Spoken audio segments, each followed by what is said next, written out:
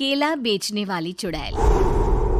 एक बार की बात है, जादूपुर नाम के एक गांव में करतब दिखाती एक औरत एक रेड्डी के लिए गांव में आती है।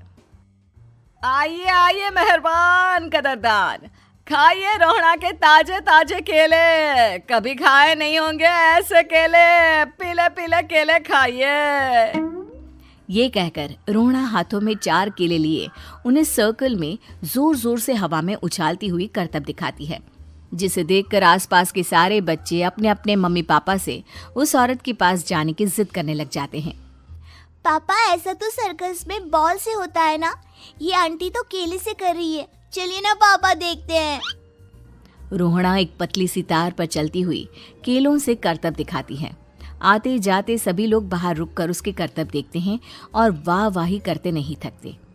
जैसे ही एक आदमी पास आकर उसे पैसे देने लग जाता है, तब वो कहती है, अरे नहीं नहीं साहब, मैं करतब तो बच्चों के मन को बहलाने के लिए करती हूँ। धंधा तो मेरा केले का है। पीछे देखो मेरी रिड्डी, जो भी मेरे केले खाएगा मेरी तरह चुस्त दुरुस्त और तंदुरुस्त हो जाएगा। पता चलता है क्या कि मेरी उम्र 55 की है। अरे पर ऐसे ठंड के मौसम में कोई केला क्यों खाएगा? ये ऐसे वैसे केले नहीं है साहब, ये शरीर में गर्मी देते हैं। ठंड को दूर भगाए जो भी रोहिणा के केले खाए। पापा, अगर मुझे केले नहीं मिले तो मैं घर नहीं जाऊंगी। तभी उसके पापा कहते हैं कि बेटा, केले ठंड में कभी गर्मी नहीं देते। ये सब कहने की बातें हैं, सामान बेचने का तरीका है इनका। पर पिंकी नहीं मानती। मैं केले खाऊंगी। पिंकी की जिद के आगे नत्थू हार जाता है और उसे केले खरीद कर दे देता है। पिंकी खुश होकर केले घर ले आकर खाती है। अब मैं भी करतब करूंगी, कितना मजा आएगा। जादुई केले। पिंकी पहला केला खत्म भी नहीं करती कि वो बेहोश हो जाती है। दूसरे केले से एक काला धुआं आता है और रोहड़ा चुड़ैल बनकर बाहर निकल आती है। मेरे भूतिया केले बच्चे न खाए, ऐसा हो ही नहीं सकता। जादूपुर वालों, कब तक बचोगे? आ गई हूं मैं रोहड़ा, जिसका कोई नहीं कर सकता सामना। रोहड़ा पिंकी को गोद में उठाकर काले धुएं में कहीं गायब हो जाती है। शाम के वक्त नत्थू घर लौटता है और पिंकी को घर में ना पाकर उसकी माँ से कहता है, माँ पिंकी कहाँ है?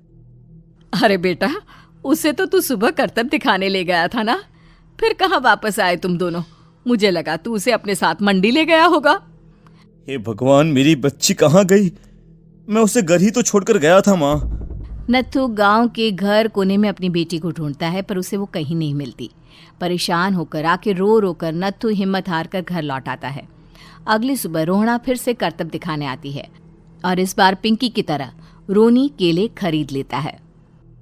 50 रुपए दिए थे पापा ने, सारे पैसों की मैंने केले खरीद लिए हैं। अब मैं भी आंटी की तरह ही करतबबाज बन जाऊंगा। यही सोचते हुए रोनी केले खाता है और पहला अकेला केला आधा खत्म भी नहीं करता कि चुड़ैल उसके सामने आ जाती है। मेरे साथ चलने का समय आ गया है रोनी। ये तो बस शुरुआत है। अब इस गांव के सारे बच्चे धीरे धीरे मेरे कब्जे में होंगे, एक बच्चा भी नहीं बचेगा। ये कहकर रोना रोनी को गोद में लेकर काले धुएं में अदृश्य हो जाती है। इसके बाद हर रोज गांव में से कोई ना कोई बच्चा गायब होता, पर ऐसा क्यों हो रहा है किसी को भी समझ में नहीं आ पा रहा था। रोज की तरह अपनी बेटी पिंकी की तलाश में नत्थू गांव के एक तालाब के पास बैठा रो रहा था। कहाँ गई मेरी पिंकी? शकुंतला के जाने के बाद एक वही तो मेरा सहारा थी। अरे उसकी आत्मा कोस रही होगी मुझे कि मैं अपनी बच्ची को संभाल भी नहीं पाया।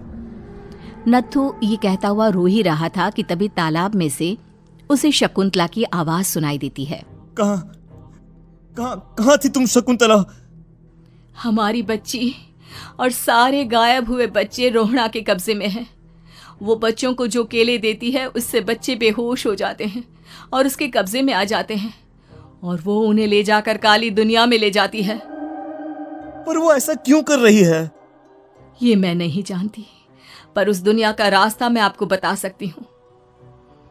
जहां ये नदी खत्म होती है वहां एक केले का पेड़ है, उसके नीचे एक दरवाजा है, वहीं से रास्ता जाता है उस दुनिया का। ये कहकर शकुंतला की आत्मा गायब हो जाती है।